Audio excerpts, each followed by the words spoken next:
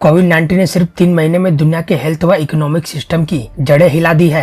अब यह साफ हो गया है कि इस महामारी का दुनिया के कूटनीतिक माहौल पर भी बहुत बड़ा असर होने वाला है। अमेरिका के विदेश मंत्री माइकल पोम्पियो ने एक साथ भारत, जापान, दक्षिण कोरिया, ऑस्ट्रेलिया, इजराइल और ब्राजील के विदेश मंत्रियों के साथ बैठक कर चीन को अभी तक का सबसे बड़ा संदेश दिया है। बैठक में जहां कोविड-19 को लेकर ज्यादा पारदर्शिता बरतने का मुद्दा उठा, पोम्पियो के आग्रह पर बुलाए गए विमर्श को अमेरिकी राष्ट्रपति डोनाल्ड ट्रंप की तरफ से चीन पर लगातार निशाना साधने की रणनीति के अगले चरण के तौर पर देखा जा रहा है। अमेरिकी विदेश मंत्री की तरफ से जारी प्रेस विज्ञप्ति के मुताबिक सेक्रेटरी पोम्पियो ने उक्त 6 देशों के विदेश मंत्रियों के साथ बैठक में कोविड-19 के खिलाफ लड़ाई में अंतर्राष्ट्रीय सहयोग, पारदर्शिता और जिम्मेदारी तय करने के मुद्दे पर चर्चा हुई है। इनके बीच भविष्य में होने वाले स्वास्थ्य संबंधित संकट और कानून सम्मत अंतर्राष्ट्रीय व्यवस्था कायम करने के विषय पर भी चर्चा हुई। कहने की जरूरत नहीं कि अमेरिकी विदेश मंत्रालय का उक्त बयान पूरी तरह से चीन को निशाना बनाने वाला है। अमेरिका का लगातार चीन पर यह आरोप लग रहा है कि वह कोविड-19 को लेकर पारदर्शिता से काम नहीं किया और समय पर दुनिया को इस महामारी के बारे में सूचना नहीं दी।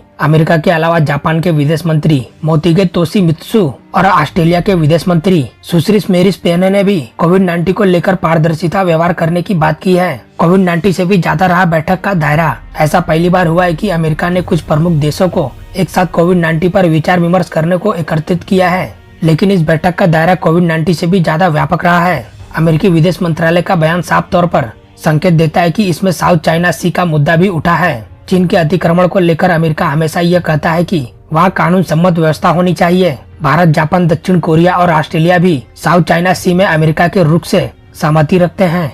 अमेरिका, जापान, ऑस्ट्रेलिया और भारत के बीच एक नए सहयोग को लेकर बातचीत का ढांचा भी तैयार कर लिया गया है।